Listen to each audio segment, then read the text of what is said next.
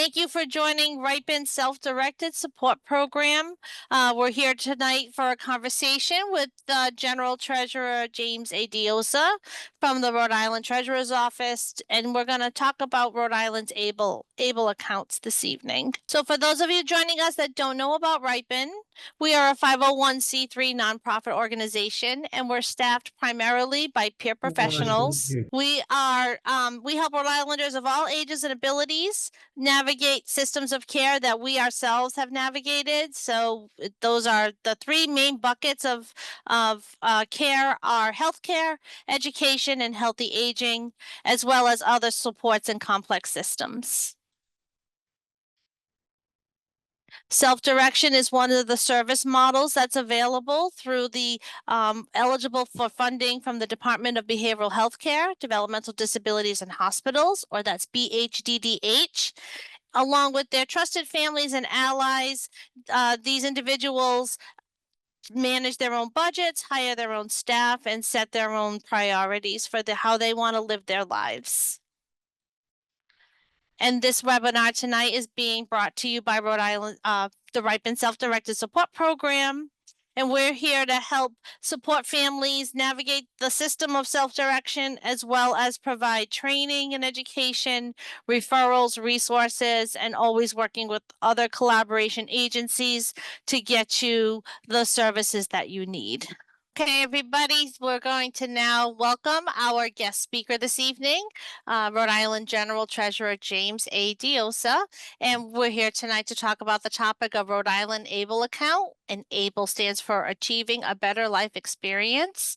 Welcome, Mr. Treasurer. Thank you for joining us tonight. Good evening, and thank you for having me here today.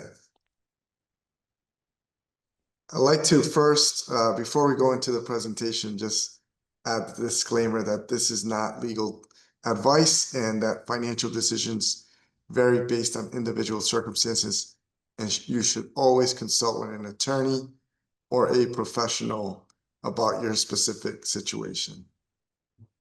Good advice. Okay, so we're going to jump right into our questions. So tell us, Mr. Treasurer, what is an ABLE account and what are the benefits?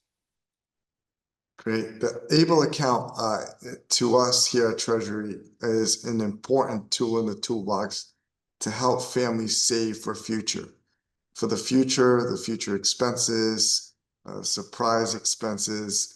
And this is a way for folks who have disabilities be able to save up some money without impacting their essential disability benefits like SSI, Medicaid, HUD, and others. And this provides a benefit from tax-free earnings and withdrawals for qualified disability expenses. And you can use it as an alternative to or in addition to a special needs trust. So the biggest thing is folks can save their SSI, Medicaid, HUD, and other benefits don't get impacted based on some guidelines. And you can use this for a variety of qualified disability expenses, which is important.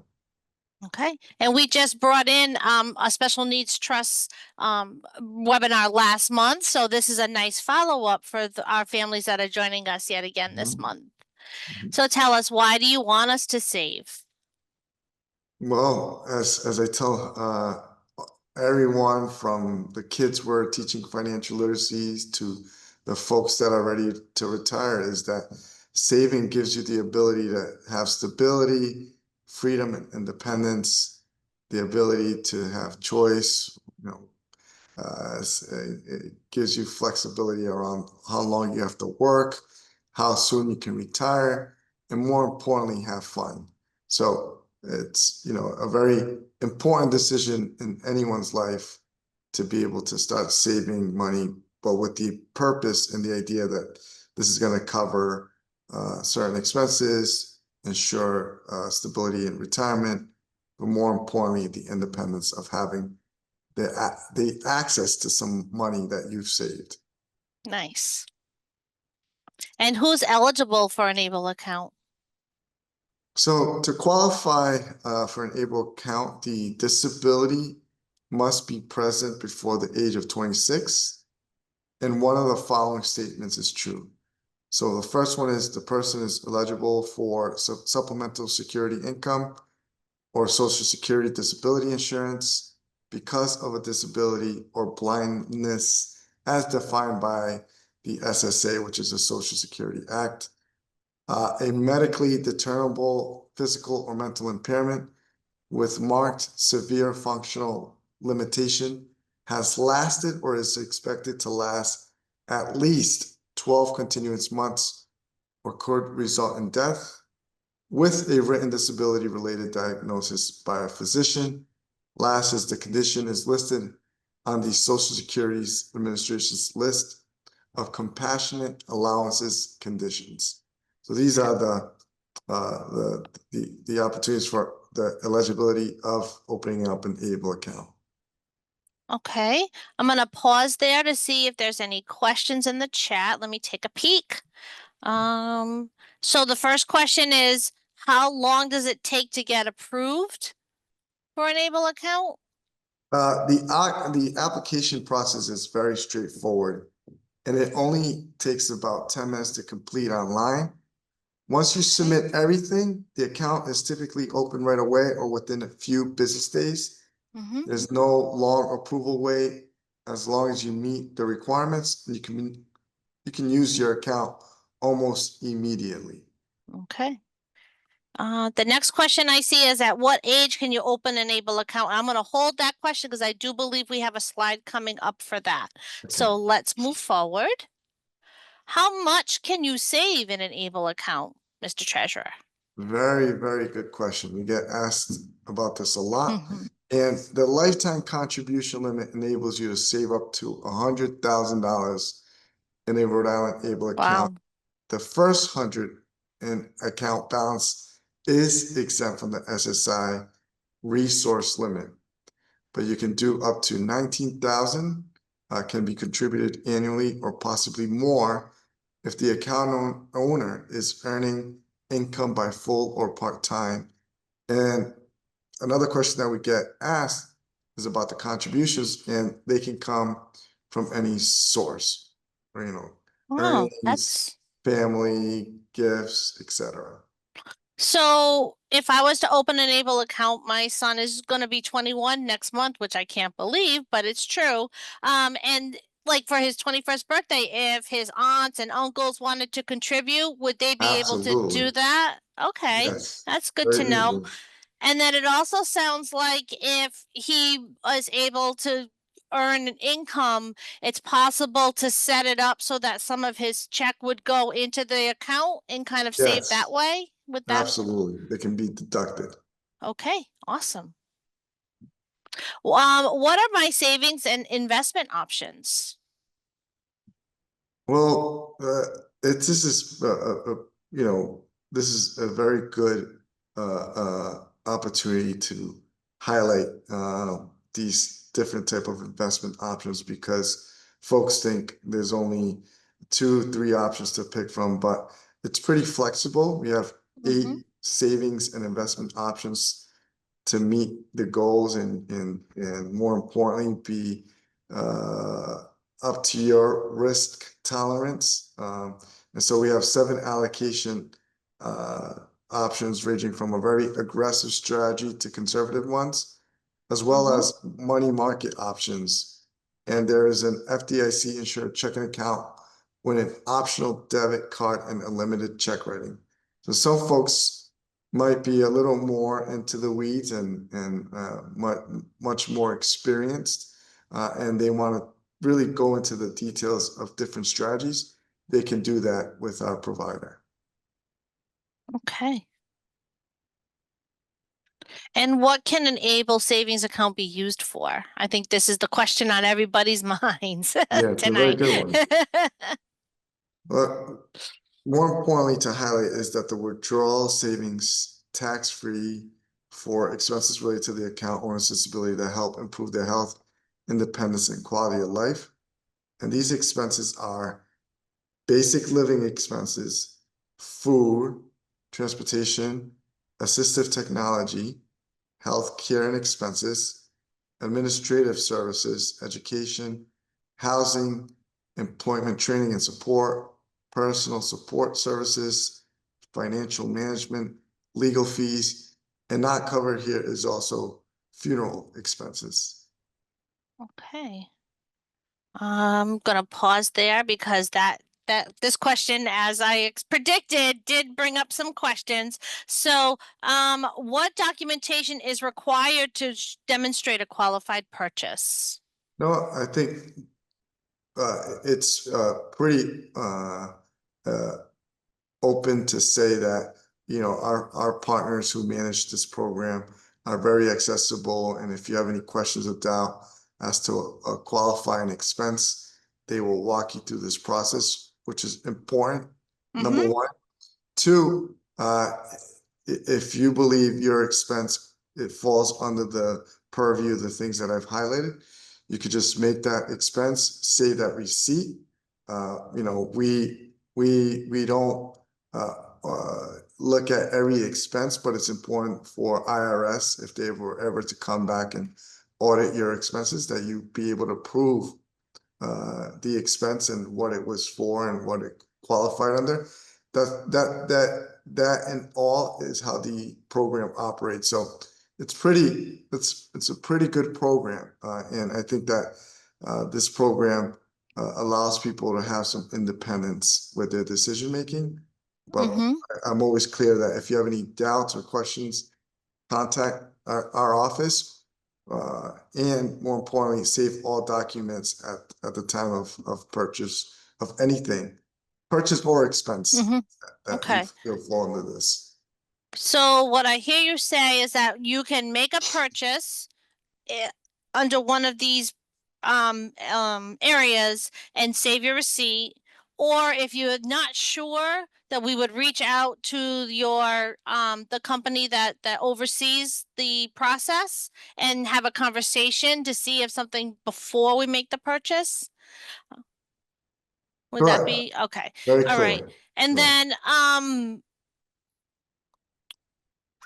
what happens if the person, the consumer that's holding on to the account, and at the time of death, does what happens to that money? Does it stay with the family Yeah, or well, it's what's? all, you know, the important question. So the only thing that we've been highlighting is that, you know, once the funeral expenses are covered, any money left over could potentially be clawed back by Medicaid.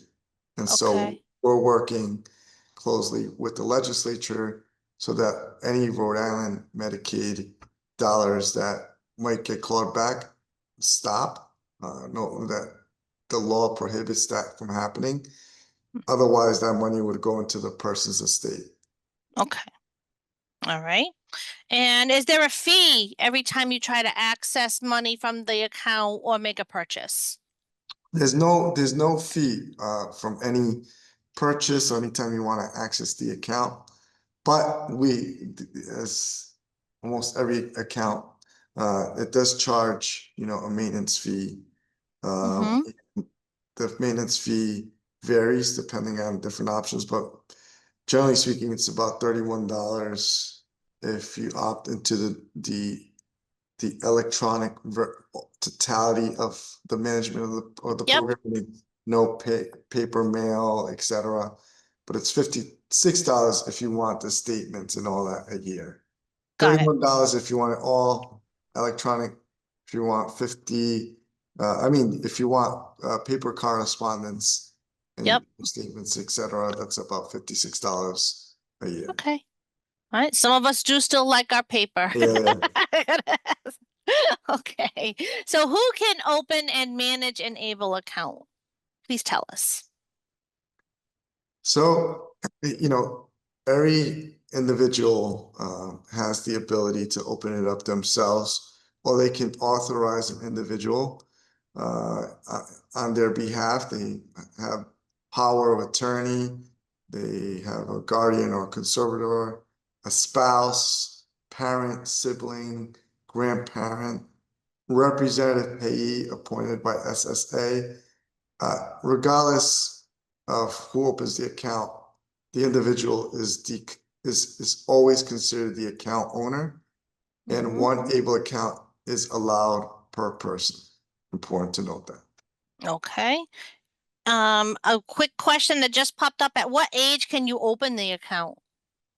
Any age could be birth all the way up to adulthood. So the most important thing is that the disability had to happen before the age of 26. Now 6. it's 46 starting in January. So that's an Okay. important highlight coming into effect in January, this new age increase. It gives more Nice. flexibility for families to participate. Right. Yeah. Say someone that maybe sustained a traumatic brain injury or something, and then became disabled after the age of 26. Excellent. Yes, Okay. correct. All right. What kind of documentation is required to open an Able account? Mhm. You don't need any documentation to open the account, but it's important that if the IRS was to come back or any other federal agency wants more documentation, that you just have it on hand. And as important as every receipt that you hold on to for any expenditure, we ask that you have your doctor's signed diagnosis or your benefits verification letter from Social Security Administration readily available if asked. But in order to open the account, you don't need it at the time of opening.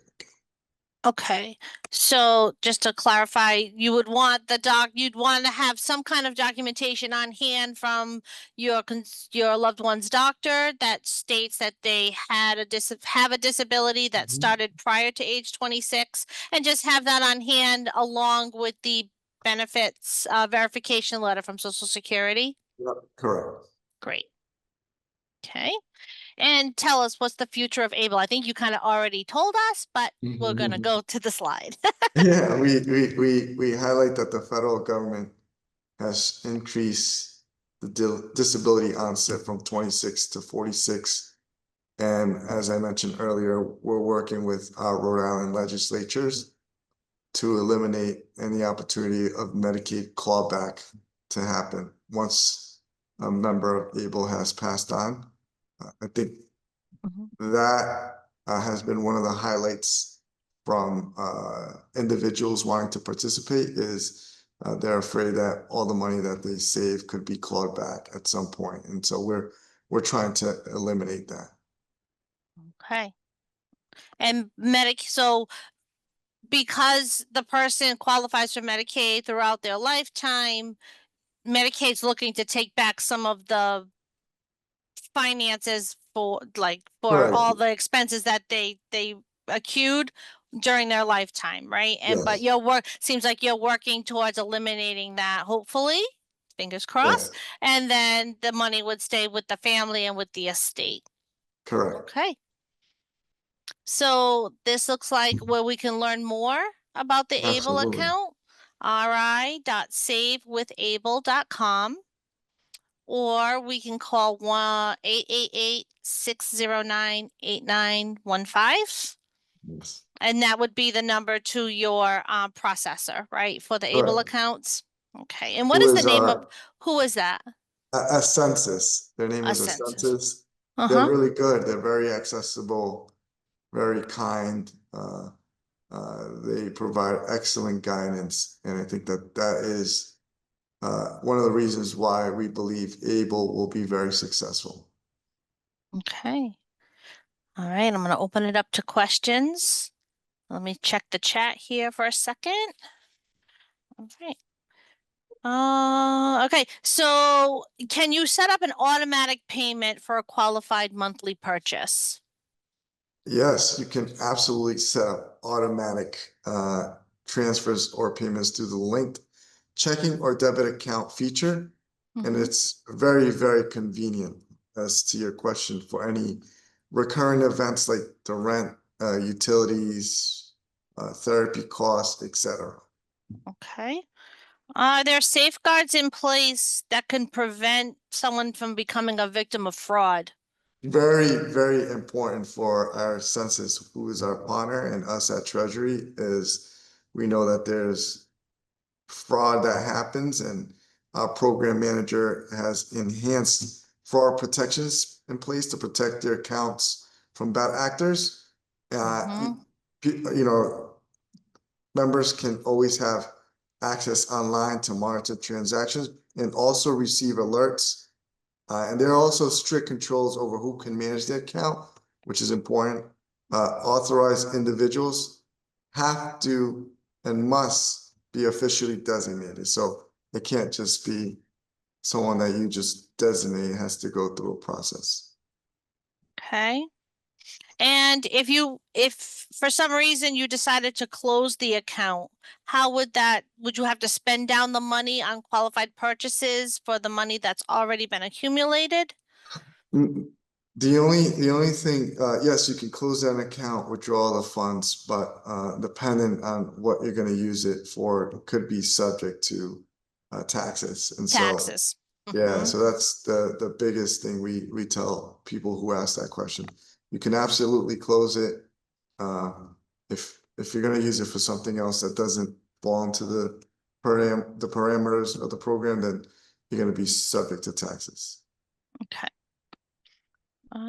Okay. Another question is what ki- what would be a good example of a purchase? Would I be wanting to buy my groceries or would I want to save and buy a bedroom set? That sounds like Well, a consumer yeah, asking. no, it's a good question. Ideally, again, I'm not here to provide financial advice or Mm-hmm. guidance on those things, but I think everyone is different. But ultimately, what we want the function of this program to be is for real expenses that can be much more costlier. But we know that buying groceries for some folks who have financial limitations could be important, as well as the quality of their bed set. So it's all up to the Individualized. Mm-hmm. individualized. Again, our point is that we want families to save for any of these qualified expenses that could happen, whether planned or not planned. Okay. I don't see any other questions in the chat. I'm gonna leave it open for anybody else have a question.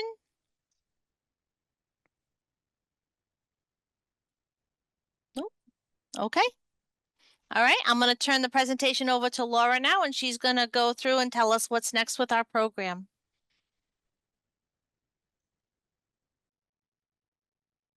Hello, everyone. This is our calendar for the rest of the year. Right now, we have coming up two more webinars. One is the What is the SIS, which we'll talk about a little more. And then our last webinar for the year is going to be the Healthy Relationships workshop. And so you can access this. Sharon, no, Jane's put the link to the calendar in the chat, and you can use the QR, and when you click on the calendar, you can click on the registration pages for all these events.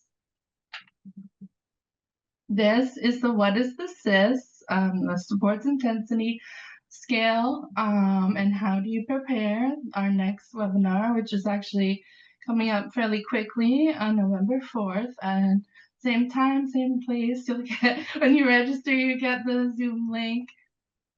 So we hope to see you there too. We have a newish now. It came out in April. Our new resource is the Self-Directed Toolkit. This is a really awesome resource that shares all kinds of things like scheduling, how to hire staff, consumer-friendly tools. There's a whole bunch of stuff and that's very helpful for when you're doing self-direction and beyond. So we encourage you to check that out. you go. And this is one of my favorite self-direction resources. We put out a monthly newsletter called The Navigator, which has news about the webinars we're doing, our calendar, other events, Our and partner fun, events too. Yeah. fun things and important things in the community, resources, all kinds of lovely stuff. And the sign up for that is on our main webpage. There isn't a specific place you go to sign up for the newsletter. It will be on the main page. If you want to go back and see you love this webinar and you're like, what else did they do that I missed? Please check out our webinar page, which is ripen.org/webinars/SDSP. There's a QR code, and you can watch all different topics. Yeah, we've from got a whole library to community partners to natural supports and hearing from individuals who self-direct themselves. There's all kinds of things, and we keep going. So you might want to check that page. To contact us, you can call our main number. That's the call center number, right? Or the main number. Yep. So you can always call us, but we respond the quickest by email, and you can get us more directly if you email us at self-directed support@ripen.org. And we hope to see you at one of our webinars soon. Thank you again to Treasurer Diosa and to the Treasurer's Department for joining us this evening about this important topic around Rhode Island Able accounts. And thank you, everybody. Have a nice evening. Thank you. Good night. Thank you. Thanks for joining us.